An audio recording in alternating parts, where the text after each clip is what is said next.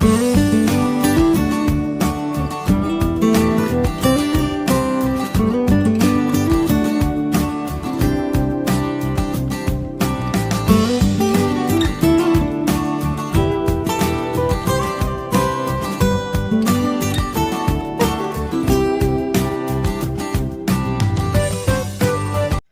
लोग आज दिल्ली से आए हैं, दिल्ली से क्या आप लोगों को सफलता मिली?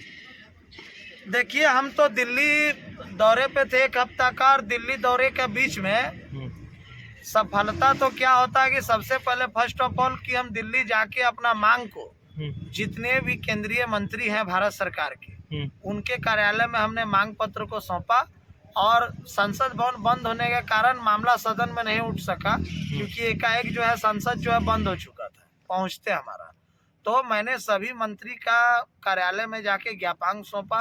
और अपनी बात को से उन्हें अवगत करवाया, और उन्होंने कहा भी कि वे जल्द संबंधित जो मंत्रालय है और प्रबंधन है उसको इस मामले पे पहल करने के लिए और सूचित करने के लिए सूचना देगी। और दूसरा कि इसी बीच जो है कई दिग्गज नेताओं से भी मुलाकात हुआ और उनसे इस लड़ाई के बारे में मैंने बात कही, जिस पे उन्होंने साफ तौर पे कहा कि आप संघर्ष करो, सदन जल्द अब चालू होगा, उसमें 1-2 नहीं भारी संख्या में सांसद आपके मामले में सदन में उठाएंगे और सरकार से, प्रधानमंत्री से इस मामले पे पहल करने के लिए उन्हें आग्रह करेंगे। अगर आग्रह नहीं मानते हैं तो वरिष्ठ नेता भी हमारा इस लड़ाई में मेरे साथ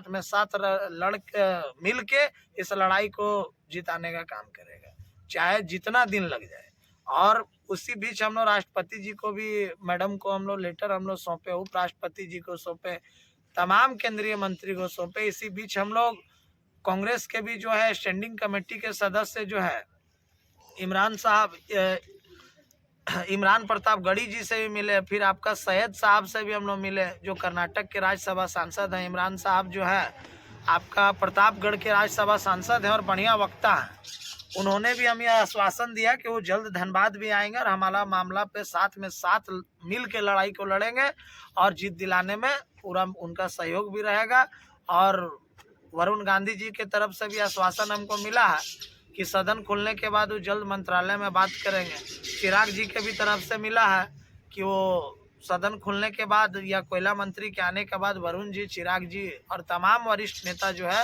वो प्रहलाद जोशी जी से मुलाकात करेंगे और इस मामले से उन्हें अवगत करवा के इस पे जल्द निर्णय लेने हेतु आग्रह करेंगे। और यहाँ भी धरना हम लोगों का लगातार जारी है। इसी बीच आज हम लोगों का प्रबंधन के साथ आज फिर बैठक हुआ और इस आयोजित बैठक में प्रबंधन द्वारा भी बहुत सारा बात कही गई, लेकिन हम लोग उसको ठुकराते हुए, अपनी मांग करते हुए हम लोग यही उन्हें आश्वासन हम लोग दिए कि हम लोग का धरना लगातार जब तक रोजगार नहीं मिलती है तब तक जारी है और ये अनिश्चितकालीन धरना है और चाहे ठंड हो बरसात हो धरना जारी रहेगा। और हमारा मांग पे जितना जल्दी प्रबंधन पहल कर दे उसके बाद हम लोग धरना को स्थगित करने का काम करेंगे, अन्यथा धरना का और भी रणनीति तैयार करके हम लोग धरना उग्र भी करने का काम करेंगे। पवन जी, आज आपको जीएमपी साहब बुलाए थे अंदर, क्या बोले अंदर? देखिए, जीएमपी साहब आज हम लोगों को 2 विषय में बात करने के लिए बुलाया था, जिसमें पहला था कि जो हमारे द्वारा संघ के द्वारा जो भेजा गया था नाम, उनको कमेटी में शामिल कर लिया गया है और जल्द ही कॉन्ट्रैक्टर के साथ और मैनेजमेंट के अधिकारियों के साथ और अप्रेंटिस प्रतिनिधि टीम तीनों मिलकर वार्ता करेगी, जिसमें अप्रेंटिस को जोड़ने के विषय में चर्चा होगी।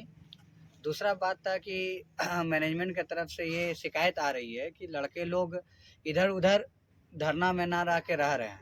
इसीलिए हम सब लड़का को शक्तिपूर्वक कह रहे हैं कि आपसे जो भी लड़के धरना में आएंगे उनका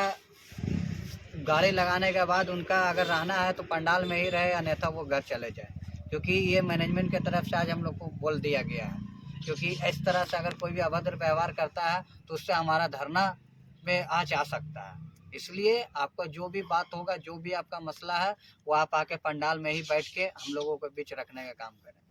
आज मैनेजमेंट की तरफ से जो प्रस्ताव हम लोगों को दिया गया था कि आप लोग धरना को विड्रॉ कर लीजिए, आने वाले 10 दिनों में कॉन्ट्रैक्टर के साथ बैठक होगी और उसमें आप लोगों के विषयों को उठाया जाएगा और आप लोगों के विषयों को हल करवाया जाएगा। लेकिन हमने उन्हें साफ शब्दों में कह दिया कि जब तक इस बार लड़कों को नियुक्ति होना प्रारंभ नहीं हो जाएगा तब तक धरना चलता रहेगा।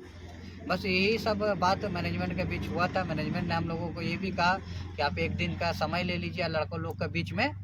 इस सब बात को रख के अपना बात को आके हम लोग को बताइएगा। लेकिन हम लोगों ने सारे लड़कों को मंशा को पहले से जानते थे और इसीलिए हम लोगों ने मैनेजमेंट को तत्काल बोल दिया कि नहीं सर, लड़का लोग का इस बार साफ कहना है कि जब तक धरना तभी उठेगा जब तक लड़का को आप लोग नियोजन देना चालू ना कर दें, क्योंकि पूर्व में भी आप एक बार हम लोगों को धोखा दे चुके हैं। आप लोगों का कहना था कि आप धरना का विड्रॉ करें, हम 15 अगस्त तक रोजगार से जोड़ना चालू करें,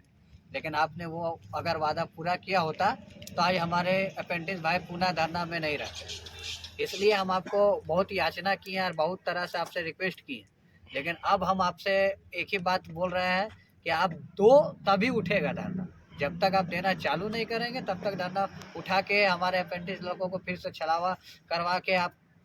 ये सही नहीं है। तो हम लोगों ने भी यही किया। अब हम सब लड़का से यही कहना चाहेंगे कि वो ज़्यादा से ज़्यादा संख्या में धरना में पहुँचे और धरना को मजबूत करें। और बाकी हम लोग भी अपने स्तर से तमाम